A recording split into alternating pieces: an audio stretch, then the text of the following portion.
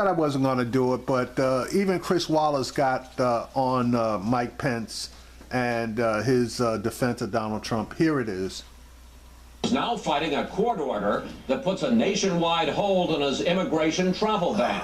And early today, an appeals court denied an administration request to reinstate the president's order. To discuss that and much more, we're joined by the Vice President, Mike Pence. And Mr. Vice President, I want to start with that court order temporarily blocking the president's ban on travel.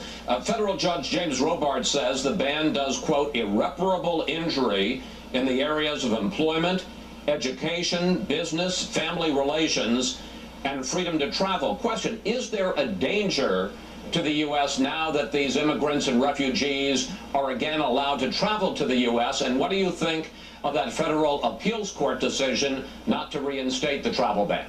Well, first off, from the very outset of his campaign for president and the outset of this administration, President Trump has made it clear he's going to put the safety and security of the American people first. And the executive order that he signed suspending travel from countries that have been compromised by terror is consistent with that objective. And also, Chris, it's consistent with his powers as President of the United States of America, both under the Constitution and under statutory law. It's quite clear that the president has the ability to determine who has access to this country when it comes to national security. And so we believe that we believe the judge made the wrong decision.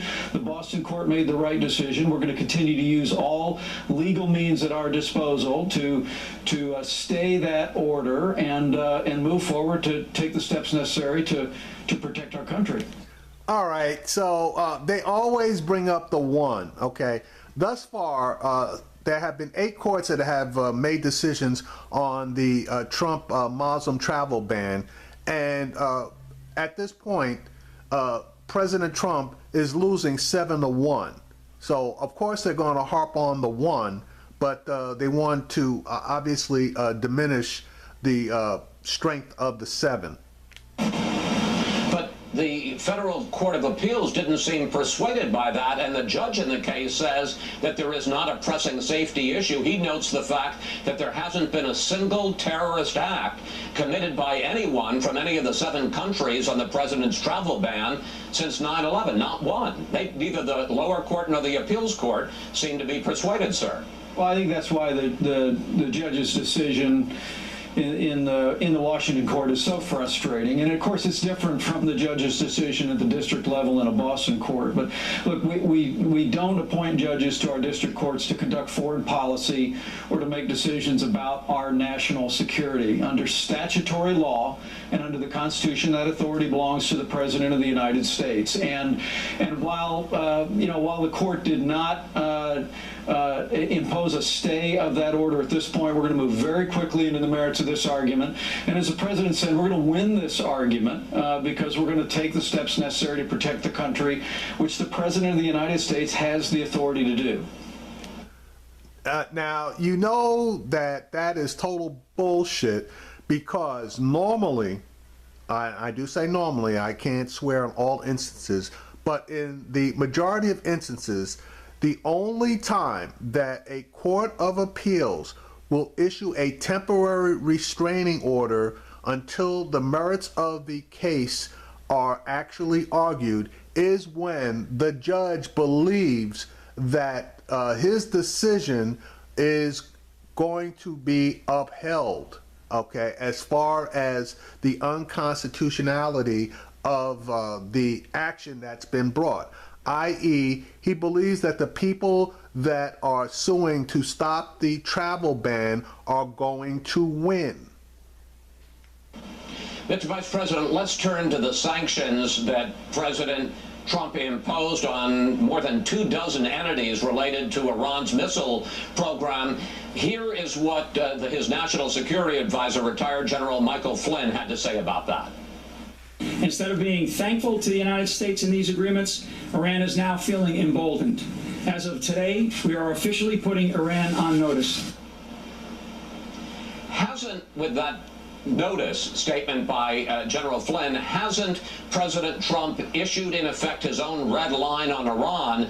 And if they continue with missile tests, how far is the president willing to go to try to stop them? Well, as the president said this week in the Roosevelt Room, Chris, all options are on the table. The Iranians would do well to look at the calendar and recognize that we've got a new president in the Oval Office. That disastrous nuclear deal that the last administration entered into with Iran, as General Flynn said, should have encouraged better behavior by the Iranians, but instead what we see, whether it be their flouting UN Security Council resolutions banning ballistic missile tests, or whether it be the way they're arming the Houthis in Yemen, who just last week attacked a Saudi Arabian ship, what we're seeing here is hostile action, belligerent action being supported by or taken by the Iranians, and we're just not going to put up with it anymore. The president issued other orders this week, is basically saying that he's going to revisit the Dodd-Frank regulations on the financial sector that were enacted after the 2008 crisis. Isn't this president sending a message to Wall Street that he's going to back off? No, the message that we're sending to Main Street is that we're going to pull back this mountain of red tape that is stifling access to capital and loans, particularly for small businesses across this country, and we're going to get this economy moving again. I got to tell you, both on the campaign trail with the president and since the outset of the administration, in meetings with business leaders and labor leaders, they tell us that in addition to cutting taxes, that rolling back the avalanche of red tape that's stifling this economy and frankly stifling the availability of loans and financial resources for companies is of paramount importance. And the action that the president took this week, surrounded by leaders in the Congress who've been working to reform, if not repeal, Dodd-Frank, is just the beginning of that effort. And we're going to continue to work hard while we protect consumers along the way. We're going to continue to work hard to advance that kind of regulatory reform that'll make resources and loans available for a growing America. No, what he did say was to Wall Street, I'm taking the chains off of you guys, so it's going to be open season. And what he said to Main Street was, shut up and take it, and if you get fucked, that's your problem. We're not concerned about it. In particular, the executive order that he signed that is going to hold back or reverse the restriction, or I guess the admonishment made to any type of bank or financial advisor that they must act in the best interest of their customer. That is one of the executive orders that he signed, negating that. So now you tell me how that benefits Main Street. But Mr. Vice President, the market spoke on Friday. The price of Wall Street firms, their stocks, rose sharply, and the fact is that two of the key players in revisiting the rules are going to be Steve Mnuchin, the Treasury Secretary, and White House advisor Gary Cohn, and they are both former top executives at Goldman Sachs. That sure sounds like you're aiming at Wall Street, not Main Street.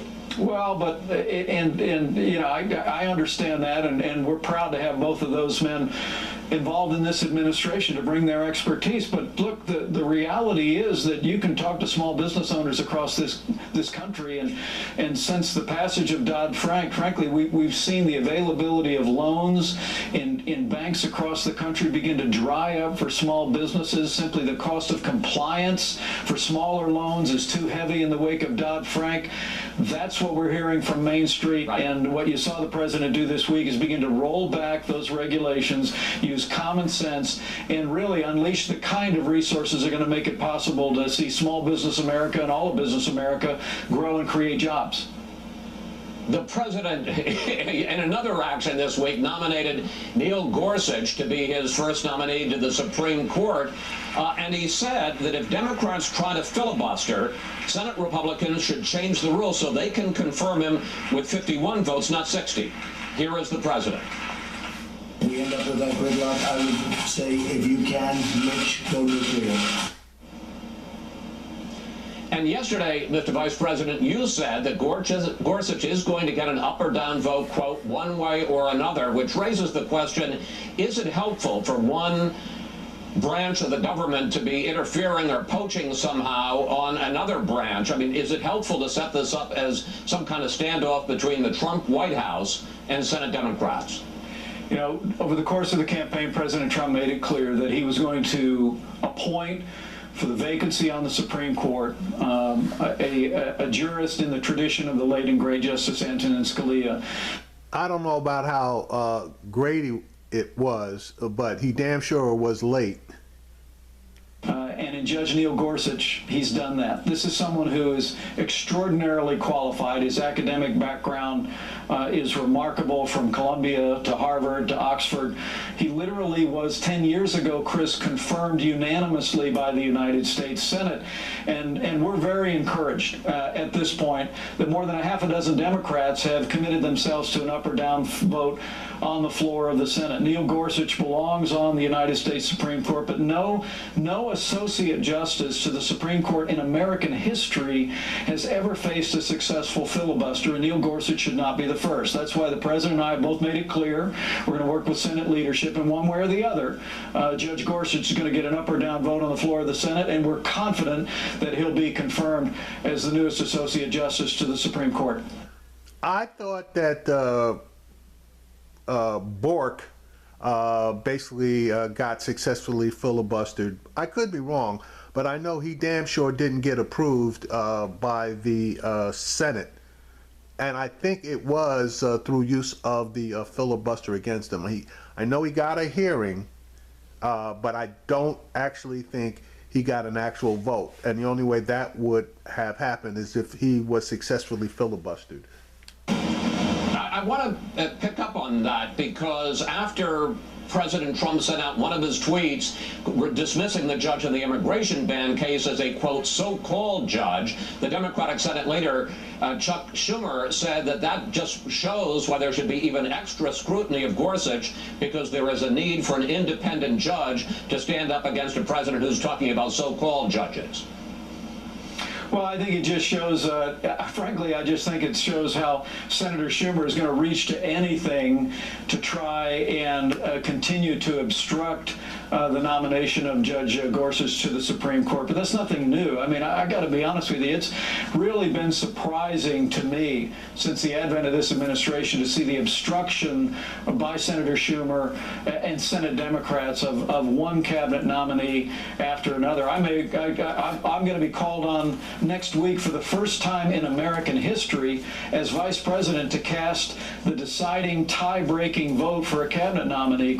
Chris, that's never happened in the history of this country, but I think it shows the level of obstruction by the Democrats in the Senate, and the American people are tired of it. They want to see the Supreme Court have a new justice.